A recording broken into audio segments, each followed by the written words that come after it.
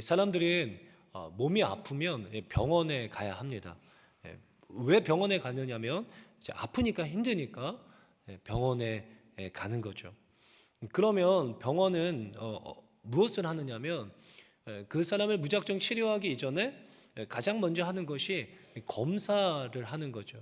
무엇이 문제이고 어디가 아픈 것인가, 그 문제의 근원을 찾기 위하여 검사합니다. 그냥 바로 치료하지 않습니다. 그 문제가 무엇인지를 알아야 치료할 수 있기 때문에 원인을 찾는 것이죠. 사랑하는 성도 여러분, 내 삶이 계속 힘들고 계속 아프다라면, 문제가 끊이지를 않는다라면, 그렇다면 이제 우리는 열심을 그만 멈추고 원인을 찾아야 할 때입니다. 뭐가 문제인지, 어디서부터 잘못됐는지를 분명하게 근본적인 원인을 밝혀내어야만 합니다. 왜냐하면 그래야, 그제서야 치료가 시작될 수 있기 때문입니다.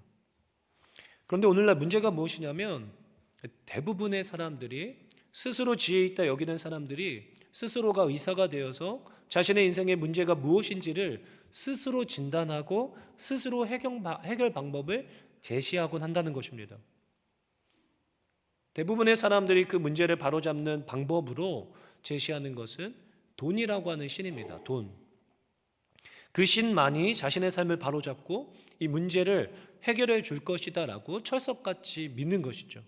그리고는 부단히 씨름하며 애쓰며 살아갑니다. 그러면 어떻게 되느냐면, 이제 한시적으로는 그 문제가 해결되어지는 것 같이 보이지만 결국 근본적인 문제가 무엇인지를 정확하게 규명해내지 못한 해결 방법이기 때문에 그 문제는 더 크게 굼고 더 큰 문제로 자신의 인생에 다시 찾아오게 된다는 것입니다. 마태복음 9장 12절에 예수님께서 말씀하셨습니다. 예수께서 들으시고 이르시되 건강한 자에게는 의사가 쓸데없고 병든 자에게라야 쓸데있느니라. 나의 영혼의 치료자이신 예수님께 가지 않는다면 고침 받을 수 없습니다. 아니, 영원히 나을 수가 없습니다. 내가 지금 병들었음을 인정하고 예수님께 가야지만 우린 치료받을 수 있습니다.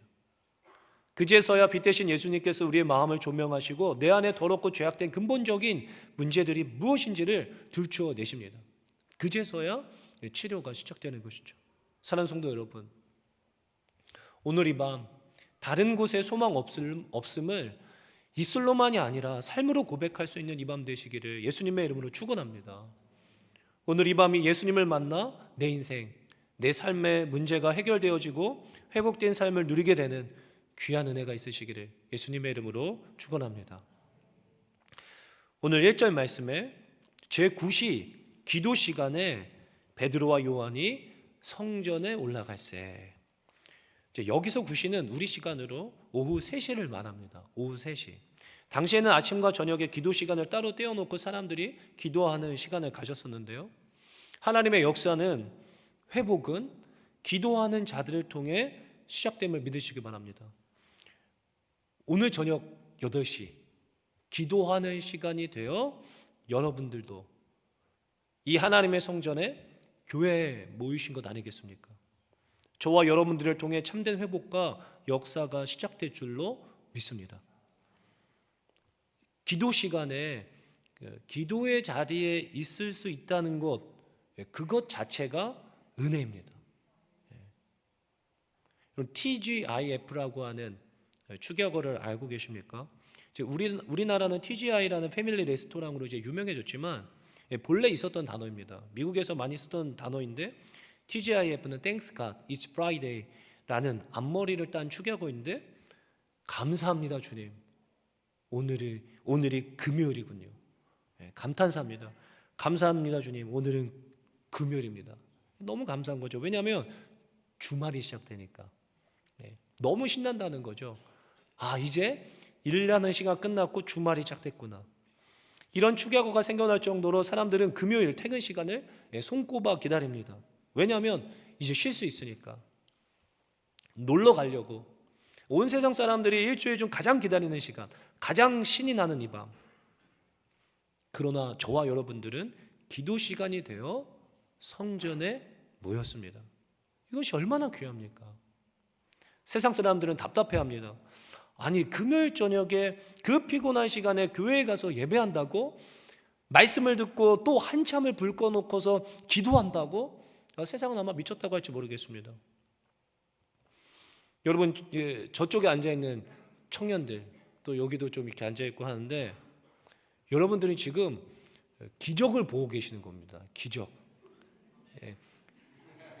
우리의 삶에 왜 내 삶에 은혜가 없지? 왜 기적이 안 일어나지? 저 청년들 보면 지금 기적을 보고 계시는 거예요. 여러분, 정말 제가 청년 사역을 하면서 느끼게 되는 것은 세상 유혹이 보통이 아닙니다. 보통이 아니에요. 예전에는 밤에 심심해서라도 교회 왔죠. 그러나 요즘 세상은 심심할 틈도 주지 않습니다. 먹으러 갈 때도 많고 봐야 할 것들도 많고 또 가봐야 할 것들도 너무 많습니다. 여러분, 이렇게 기도하러 나온 청년들과 학생들, 고등부 친구들, 그게 보통 힘든 일이 아니에요. 지금 이 자리에 앉아있는 청년 중에 한 사람인데 한 형제는 다른 이유가 있긴 있었습니다. 그런데 자신이 교회를 안 다니다가 은혜 받고 교회 열심히 나가게 됐는데 갑자기 돌변한, 너무 은혜 받아 교회를 열심히 다니니까 그 여자친구가 반대가 심해졌어요. 왜 교회를 가느냐? 나랑 시간을 보내야 되는데 교회 가지 마라. 그 청년이 어떻게 했냐면 4년 만난 친구인데 헤어졌습니다. 지금 이 자리에 앉아 있어요.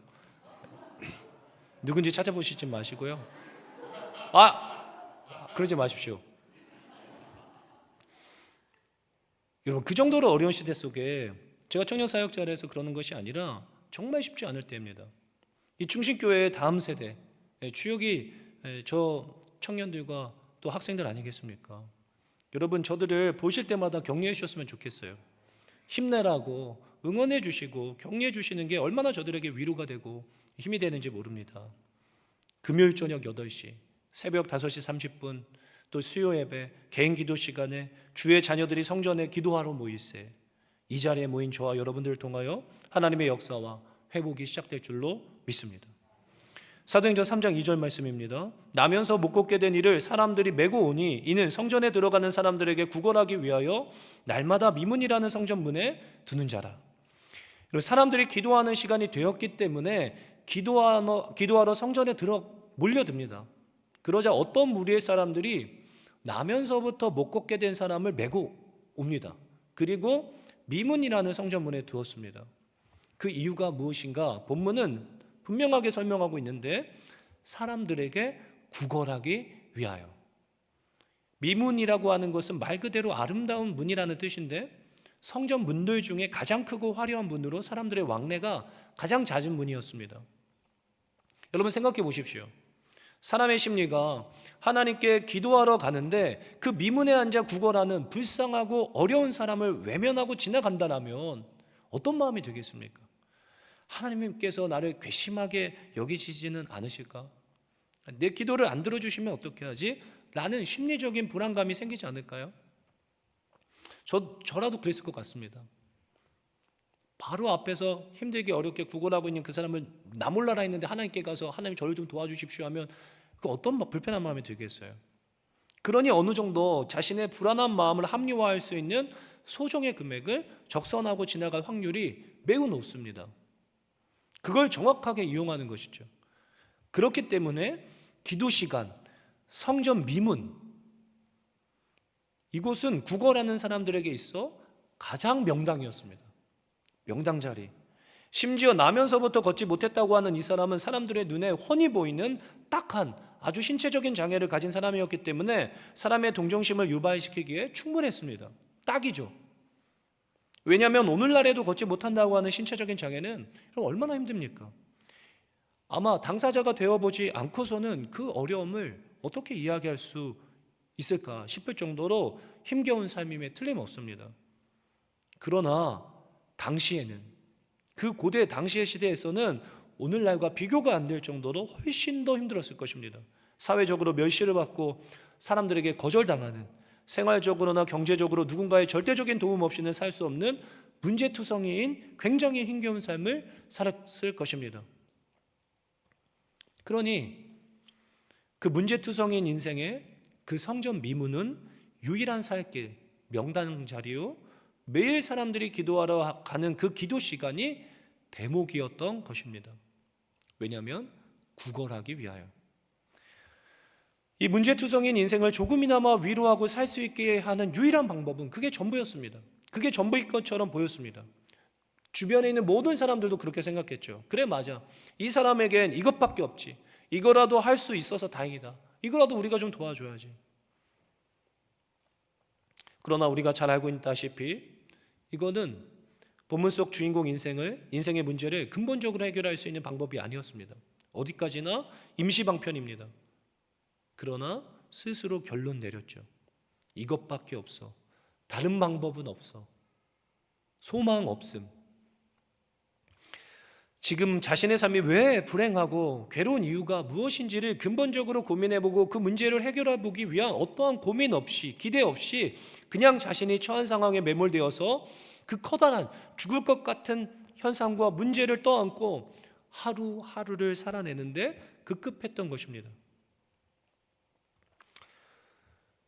이러한 삶의 형태는 오늘을 사는 현대인들의 모습과 별반 다를 바가 하나 없습니다. 우리 인간은 모두가 나면서부터 인간의 힘으로 도무지 해결할 수 없는 커다란 영적인 장애를 가지고 인생을 시작하게 됩니다. 그것은 무엇이냐면 바로 죄의 문제, 죄입니다. 죄.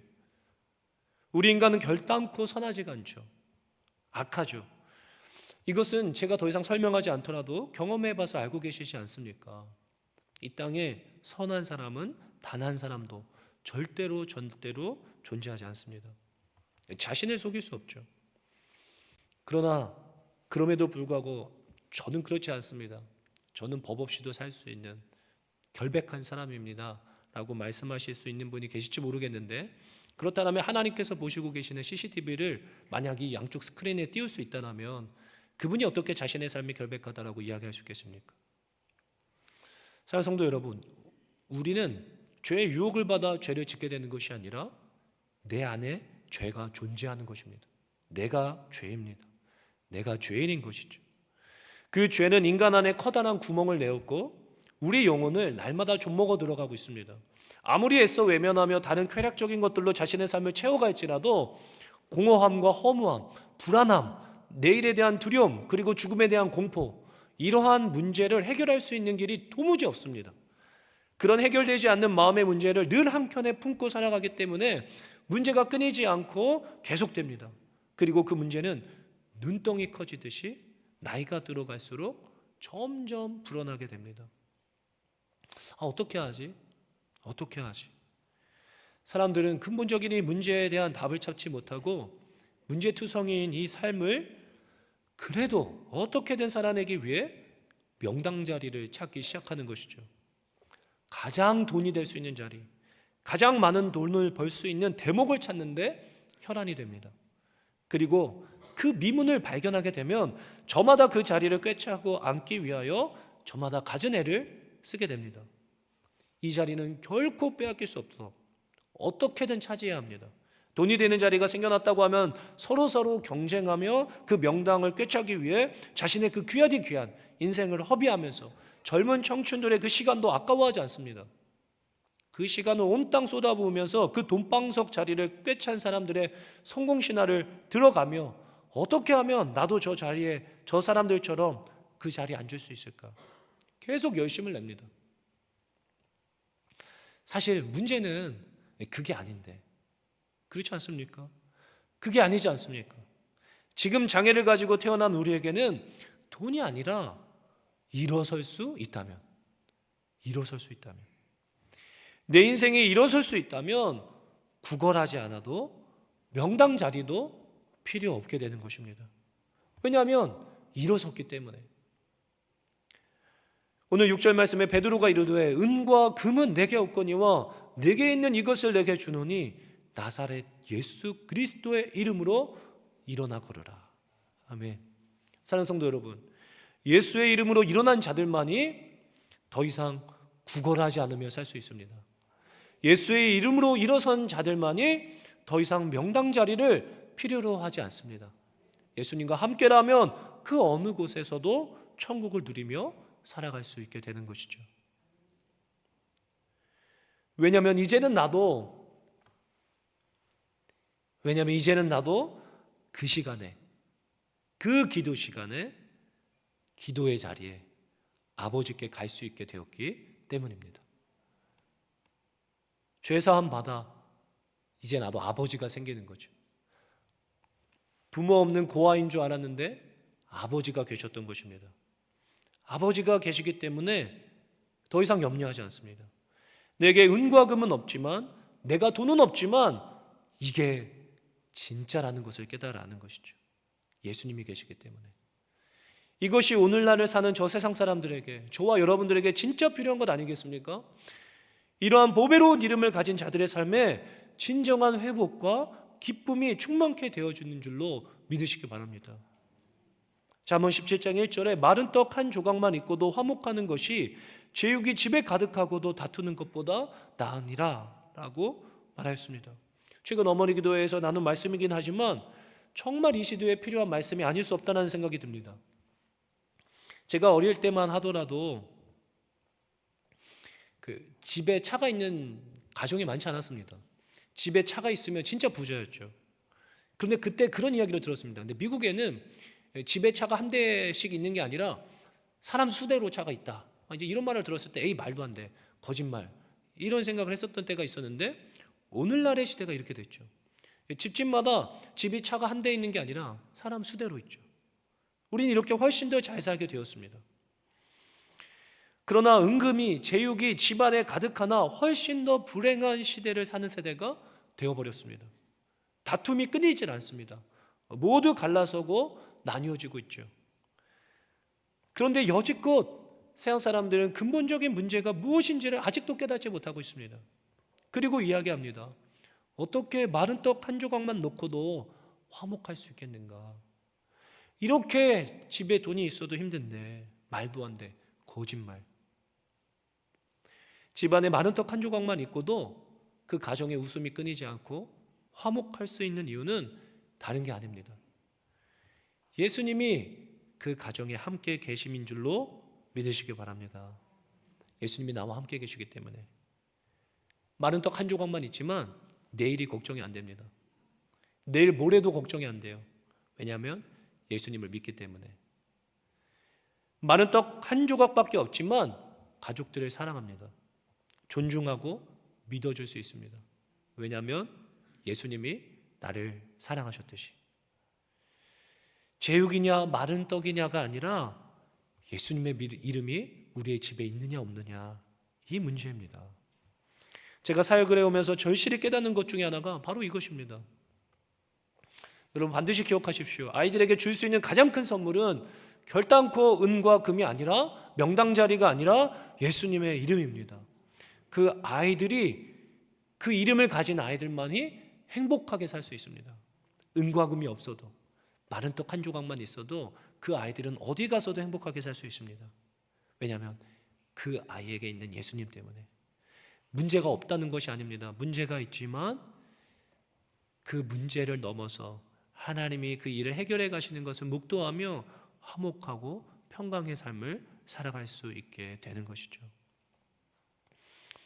한 청년과 신방을 하면서 그 아이가 그렇게 이야기했던 적이 있습니다. 자신은 능력이 될 때 아이를 낳을 거다. 결혼도 하고 아이도 낳을 거다. 이런 이야기를 했었습니다. 그래서 그 능력이 뭐냐라고 했더니 경제적인 거죠. 경제적인 거. 이런 얘기를 했습니다. 그러니까 그 아이의 뉘앙스가 그런 거였습니다. 능력 없이 낳기만 하고 책임지지 못하는 부모를 열어봤다는 것입니다. 어느 정도 이해가 가죠. 그런데 여러분, 저와 여러분들이 훨씬 더 어려운 시대를 살아보지 않으셨습니까?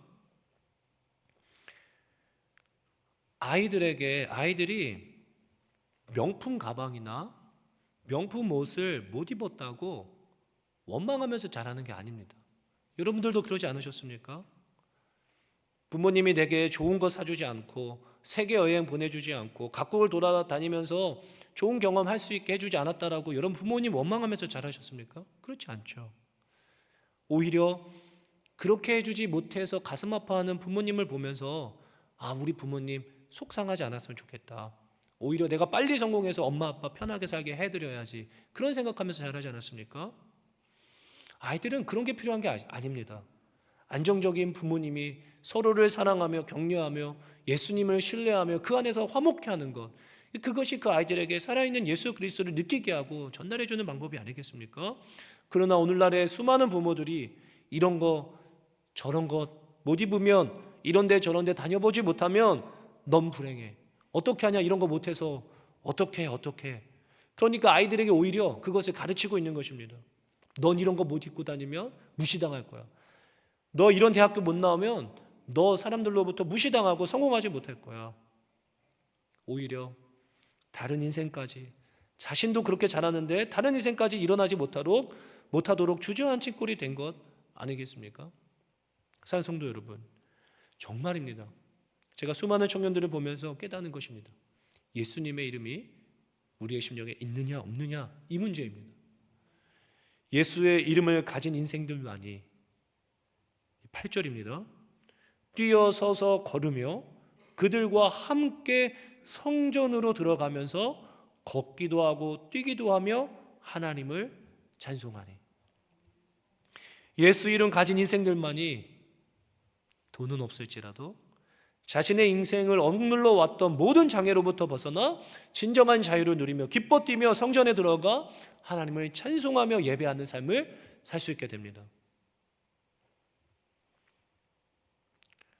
제가 학교로 다닐 때, 대학생 때 자취를 할 때였는데 돈이 없으니까 싼 자취방을 계속 알아봤습니다. 그런데 학교 앞에 그 미천식당이라는 식당이었는데, 식당이 장사가 안 되니까 문을 닫고 그 식당을 자취방으로 대학생들에게 이렇게 내준 거죠. 그래서 아주 싼 값에, 헐값에 줬습니다. 그런데 문제가 뭐냐면 따뜻한 물이 안 나와요. 겨울인데 따뜻한 물이 안 나와요. 근데 그래도 바닥은 이렇게 뜨끈뜨끈하니 그랬었는데 따뜻한 물이 안 나왔었습니다. 그런데 그때 신학생들을 모아놓고 2박 3일, 무박 3일이죠. 그렇게 부흥회, 사경회를 진행했었는데, 그때 제가 되게 큰 은혜를 받았습니다. 큰 은혜를 받고